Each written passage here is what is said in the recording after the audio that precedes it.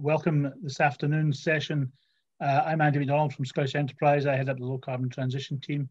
I'm delighted to host this afternoon's session on the theme of climate emergency, although I prefer to look to the term climate opportunity, and our chance to discuss the challenges faced by companies and how we can help and support businesses from a number of directions to address some of the challenges that climate change face as we try and build a business base here in Scotland and beyond.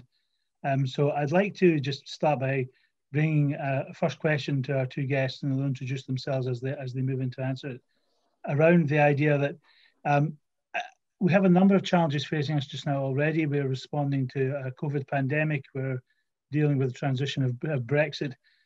Climate change, climate emergency could be seen as yet another challenge, but we'd like to try and present it as climate opportunity rather than climate emergency.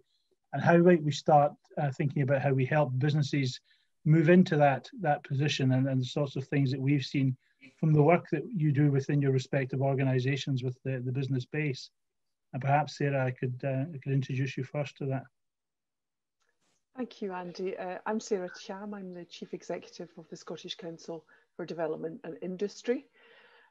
I think you're absolutely right in terms of framing this as an opportunity for Scotland. And I say that because we have significant assets and strengths on which to build here, I think. So a strong workforce, world-class universities and colleges. We have natural capital.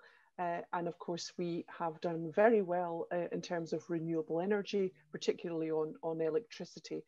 But there is still a very long way to go, clearly, and we have phenomenally ambitious targets in Scotland.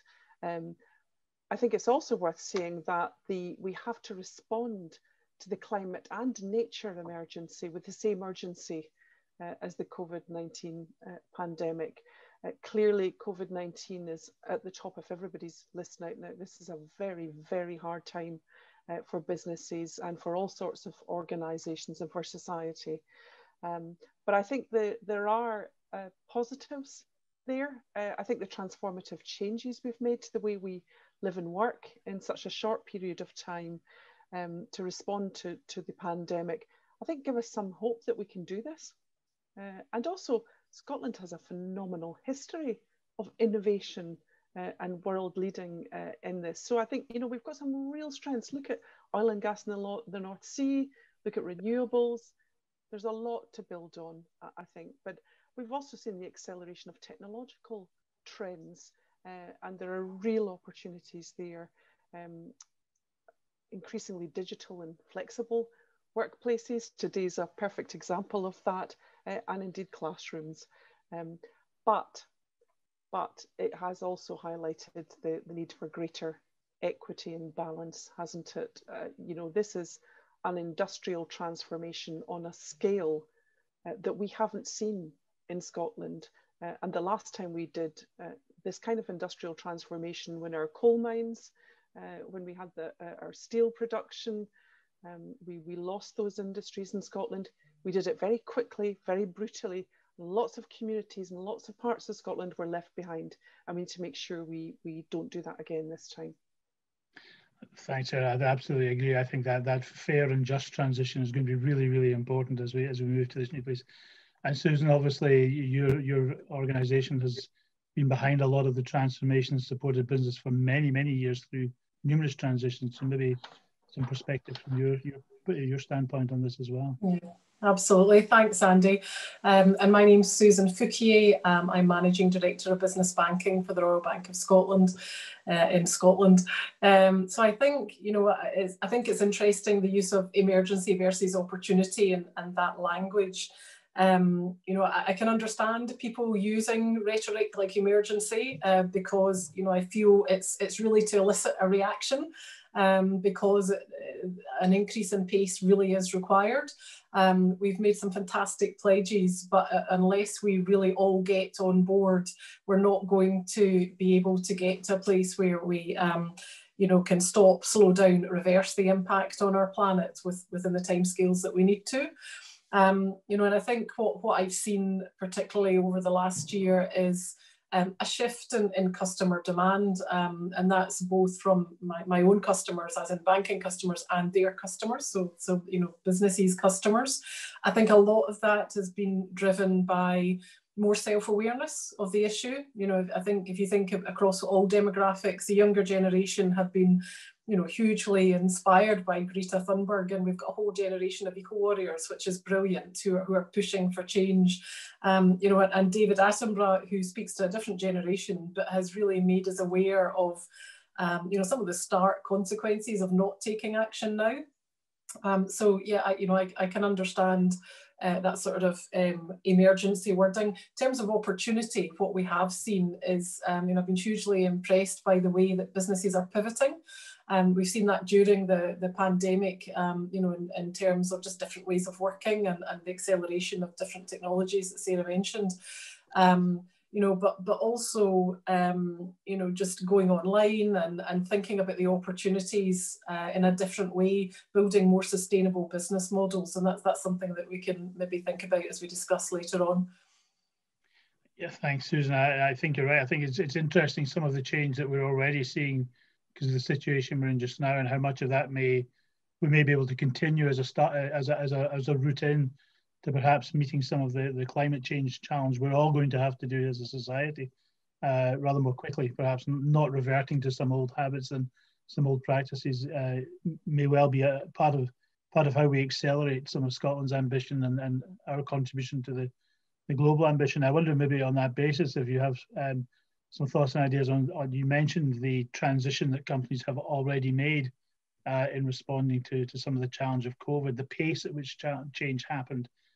Does that present some challenges in the work that you do with companies and in trying to help and advise businesses on how to manage that change quickly, perhaps moving from one business area into a whole new area, or changing process, and how they run that through the business in a way that's appropriate and sustainable, both for the business but also for the investors and supporters of the business? Yeah, and I think, you know, as a business ourselves, and we're a business like everybody else, yes. You know, the Royal Bank sort of thought about how can you almost codify that behaviour which we've seen emerging during this crisis, because it's really, you know, it's unleashed creativity, it's increased pace, it's taken away a lot of, you know, sort of decision making by committee. People have been empowered to just go and get stuff fixed and do it really quickly, as we've had to set up new processes, you know, for the government-backed loans, for example, the bounce back scheme. So we've had to do this ourselves, and I think that therefore has given us really good support material for our customers, which we're actively trying to share. And if you think about some of these behaviours, you know, about that sort of laser sharp focus on just getting something done quickly, and if you make a mistake, you change and reiterate it. It's quite entrepreneurial behaviour. And I think that's something that we focused on heavily. We took, you may know, we have an accelerator programme, and we took our pre-accelerator programme online, and we've rebranded it. It's now called Business Builder. And typically that was pointed at startups, but we've seen more mature businesses going to use that because they're pivoting their business model. So, you know, starting to think about taking your business online, or a social media campaign, or, you know, whatever it happens to be. There's some really good content there. And, you know, to be clear, we don't know everything. So we also are pointing people at partners who have got some fantastic resources, you know, particularly around the sustainability agenda. You know, we are building tools for that. But if you think about a sustainable business model, it's much more holistic. You know, you're thinking about, you're considering all your stakeholders. You're thinking about a wider impact in terms of not just the value it generates for you, but for wider society. And, you know, that's your revenue sort of part of the equation. If you think about your cost part of the equation, you're also thinking about what resources you're draining. So it's quite a different model. We also, you know, just talking about the sort of customer demand from the bank's perspective, we've set up a pilot, a climate accelerator pilot, which is pointed purely at businesses who are focused on climate or sustainability. And the uptake for that has been fantastic, you know, really high. And I think that shows that a number of entrepreneurs are thinking about working in this way. So that's been really positive too. Thanks, Susan. I think you're absolutely right. You make a very important point about the process, the need to move process very quickly, certainly in our organisation as well, delivering grant support and delivering programmes on behalf of the governments. We had to pull together information very quickly. We had to turn around grant programmes where previously you'd have spent quite a lot of time preparing and thinking through all the process and getting all the checks and balances in place and being very, very considerate about those. We had to do that very, very quickly. We had to pool resources from across the organisation. And I think one of the other things that also was very, very informative was running the National Inquiry Service, essentially pulling together all manner of partners who previously would have been perhaps providing service independently or separately, and signposting everybody together so that companies could genuinely come and say, this is the challenge I face. It's a real crisis, clearly. How do I respond to that? And I think that's given us a lot of really positive ideas about how we might then build that type of support service and that pace of response into the future, which will help us with, again, responding to the challenges companies are going to face. Sarah, on that vein, I know we've seen quite a lot of companies already in some of the sectors that your membership represented, things like tourism and food and drink, where they were already transforming their businesses in response to the climate challenge and the climate opportunity. But that's had to accelerate and at the same time adapt to some of the problems just now. From the work that you did in moving the creation of the climate change work, the climate change paper that you did recently for the government, in the consultations with your members, did some of that come through as opportunity, challenge, as something that needs some assistance more broadly? Yes, I suppose I really just wanted to amplify some of start by amplifying some of the comments that you and Susan have made, really, about actually this is what good businesses do naturally, and good, strong organisations, social enterprises. And gosh, how have we seen, charities, the kind of adapting that they have done really quickly in the face of crisis has been quite remarkable.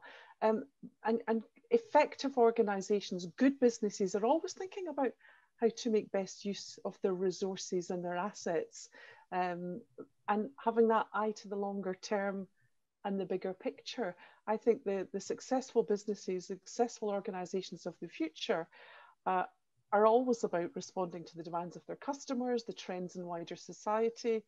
You're thinking about diversity and inclusion. You're thinking about attracting the best people, and Susan's talked about, these are the organisational values that young people are looking for. So for you to attract talent into your business, to get those best people, you are going to need to be thinking about about being a purpose-driven, mission-based business who care about people and planet, as well as being commercially successful. I think the three that triple bottom line is just inextricably linked, isn't it? But I mean, I think and commercial success is always about providing a service or adding value or solving a problem for your customers. And so businesses of the future are going to be either removing carbon, mitigating the impacts of climate change in their business, thinking about circular economy approaches. And we're seeing this in every single sector, every single industry. If you're thinking about food and farmers, they're thinking about biodiversity, they're thinking about food miles, they're thinking about all these different aspects. And if you think about infrastructure providers, railway, bridges, roads, water, flood prevention, they're having to think about extending the life of their assets, about ensuring they're resilient to climate change. Where are their products and raw materials coming from? Are they adopting those circular economy principles? Where's our steel and concrete coming from? Are we offshoring carbon to developing countries? All of these things, Scotland has to get to net zero, but the world has to get to net zero too. And if we're offshoring that problem, then we're not playing the kind of role we should be playing at a global. We're not making the global contribution we should be doing, given how we have benefited from exploiting some of those resources. So I think there are all sorts of ethical questions in here too for us as well, aren't they? And I think, global businesses are reassessing their supply chains. They're looking at shorter, more resilient, more sustainable supply chains.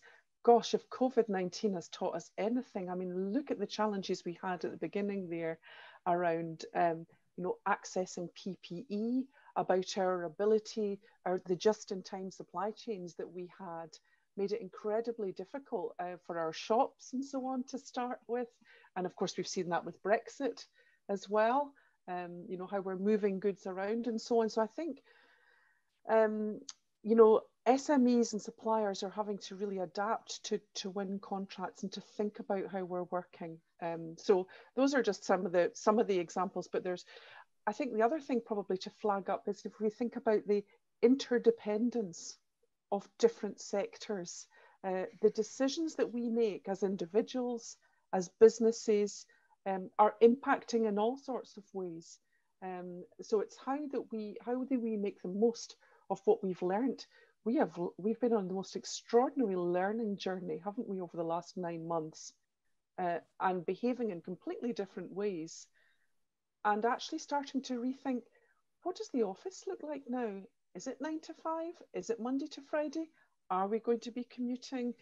There are huge opportunities there for us. I was on the phone to the Rail Delivery Group the other day. They're thinking about how we attract people back to using public transport, which has to be the way we're going to go in the future, but we will be commuting less. I think we are going to see people working from home maybe 2 or 3 days a week. And when they do come into the office, that's going to be for different reasons. There's lots of things that working remotely is really bad for. It's really bad for co-creation. It's really bad for creativity. It's not great for problem solving. It's quite hard on the people management stuff and in team building. So there's lots of pros to new ways of working, but there are room. There's other. We want to see one another once we get past this pandemic. Once we get things under control. Yeah, I think you're right. I think it's going to be an interesting challenge to balance ourselves into new ways of working that do give you that contact and presence and connection, but at the same time take advantage of some of the good things about being able to work remotely. I think one of the things that we noticed in some conversations recently is there's a lot more people engaging more with their local community now because you're spending more time there rather than commuting. And that has positive implications for local businesses as well, potentially, that we could see this idea of the 20-minute community where most of the resources you need are local to you, so being a spur to the development of more businesses and changing lifestyles and perhaps some community changes there as well, and how we might underpin that with new approaches to business as well. But at the same time, recognizing that, as we've all learned through events like this, you can connect globally without leaving and traveling. So you can do it differently. You can connect different bodies, different organizations, different individuals across the world with common goals and common challenges, and bring them together around. So Scotland has always been a big influencer out the way. We can be an equally big influence in the digital world as well with some of the things we've got, and with some of the approach we have to sustainability and the importance of our environment that we've already seen and have for many, many generations. Been proud to work with. I think there are big opportunities in that as well, as the route to some of how we address some of the climate challenge, as you rightly say, not just as a nation, but how we make our contribution to the global. And we've got so much more data and information about our assets now. So there's a lot that's helping inform our decision making there and how we're making best use of those assets.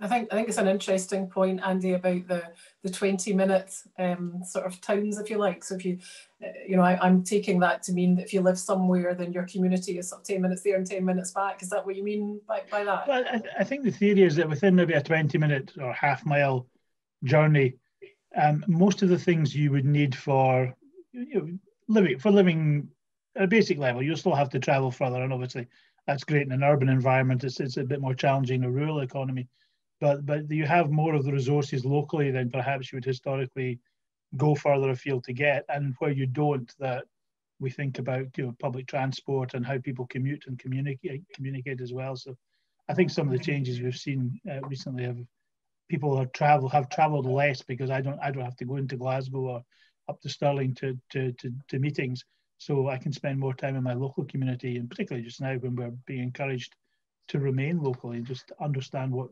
resources are there, but create opportunity perhaps for smaller businesses to establish themselves in communities again, perhaps in a way that hasn't been the case recently, where perhaps people have been moving more away from small communities. Yeah, I would agree, and I think, you know, it's been amazing actually just to see how many small businesses have really gone above and beyond to help their customers, you know, with home deliveries and making sure that you know, everybody's okay, and not left stranded without the goods or the services they need. And I think that's quite a nice reflection of just transition. You know, we're a member of the Just Transition Alliance, and there shouldn't really be winners and losers, because I've heard people saying, oh, you know, you must open businesses in the city again because the coffee shops and lunch places are not getting business, and that's true. You know, and the towns might be benefiting from people not commuting, but the principles of just transition is that nobody gets left behind. So I think thinking about it in that way as we move towards a green recovery is really important. You know, we've talked a little bit about sort of the oil and gas sector in Aberdeenshire. You know, that will be a very different green recovery to Ayrshire, South Ayrshire, for example. So just thinking about the different sectors and the different opportunities that we need to make available to people is important. And we know automation is going to reduce jobs, but green growth could increase jobs. And there is something in my mind about the value of jobs, actually, and I think we've seen it during this pandemic, where we've got NHS workers or frontline workers. I'm thinking about my colleagues in branches who've stayed open to support customers or patients, who are perhaps less well paid than some other sectors. And we need to think about the value that we put on green jobs in the future.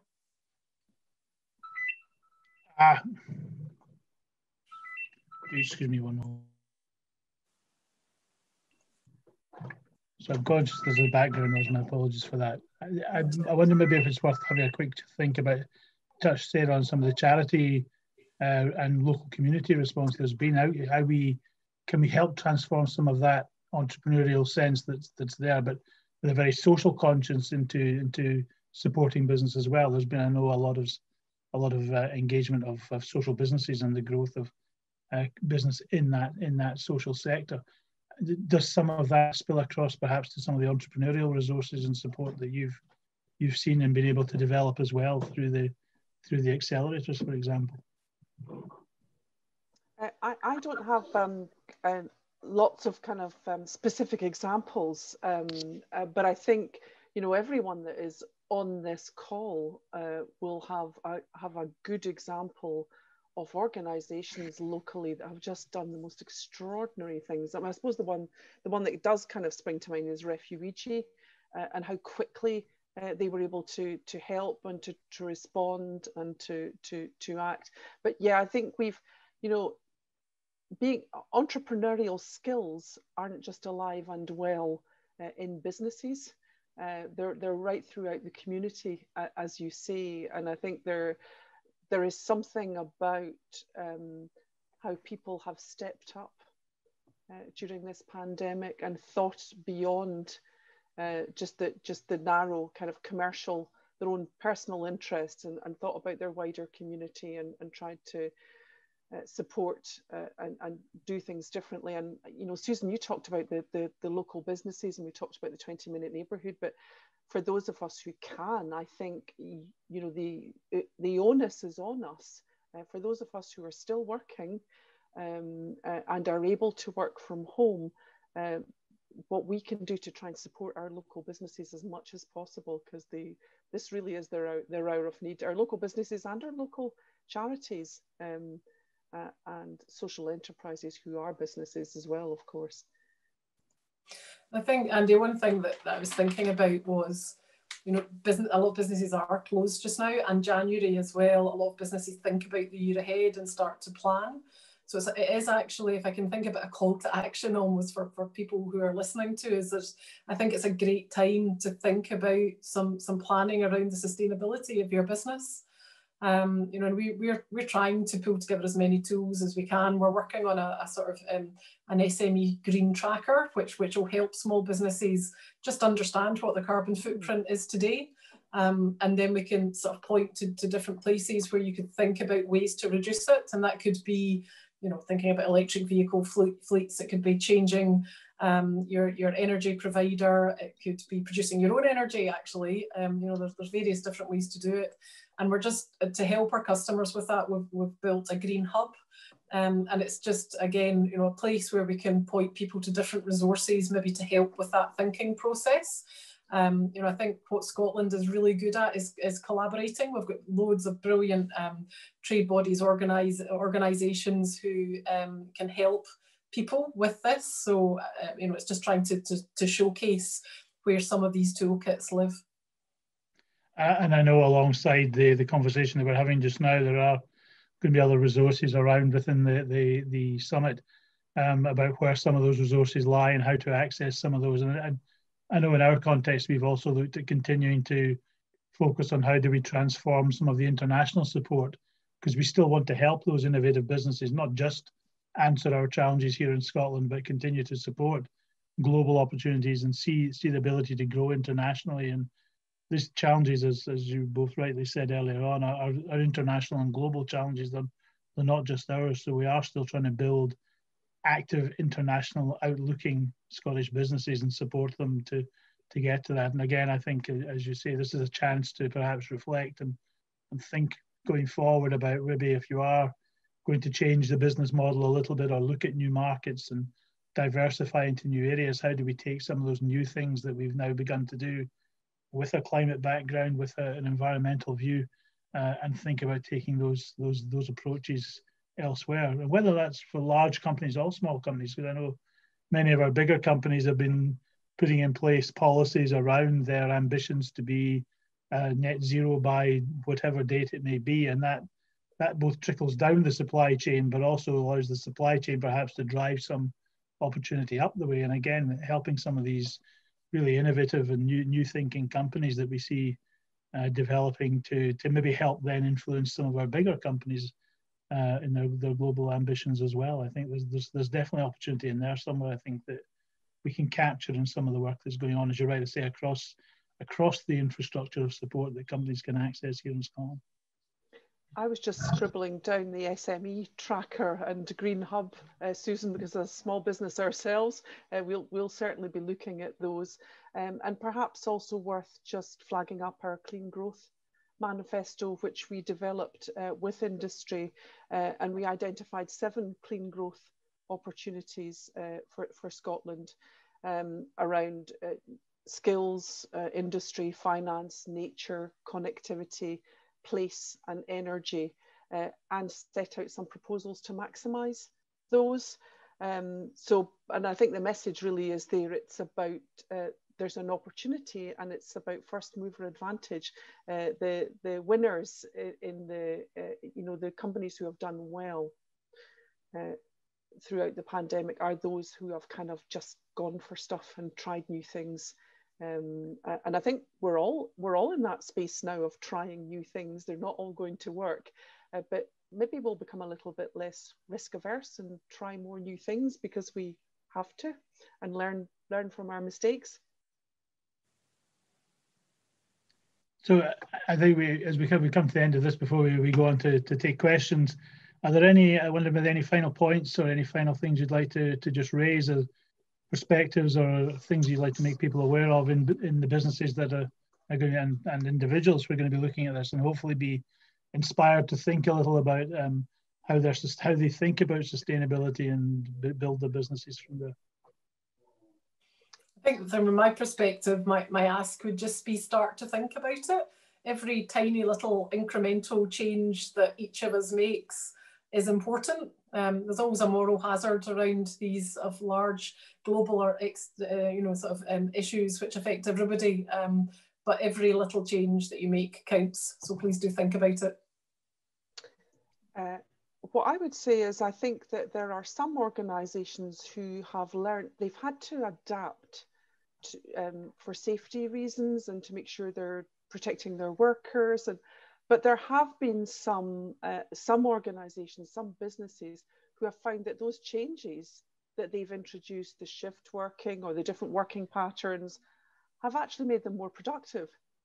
So we've got some really nice learning examples and peer-to-peer learning going on through our productivity clubs there. So actually that need to adapt has led to other improvements in businesses and productivity. So that's a winner. And I suppose my final thought would be is that the metrics about decision making are going to have to change. They are changing. It is no longer the decisions that we will be making around infrastructure investment, about which companies are receiving financial support. You know, imagine you're seeing as a bank the tipping point, about organizations who are thinking about the future and thinking about a sustainable business in the true sense of the term. The organizations that are going to succeed in the future are those that are thinking beyond those narrow commercial profitability parameters. They're actually thinking about societal and environmental benefit. They're thinking about a triple bottom line. Those are the companies, those are the organizations, those are the businesses that are going to succeed in the future. I think in there, just my thoughts around that, I think is we are all representative of organizations who have great networks to connect businesses and people through. And there's a huge resource for companies to learn from and huge opportunities for us to share that learning. We're small enough to be connected as well as a nation, so we can share the good things as well as the challenges and guide people to where those positive opportunities are. So Sarah, Susan, thank you very much. I'd like to thank you for joining me in this session.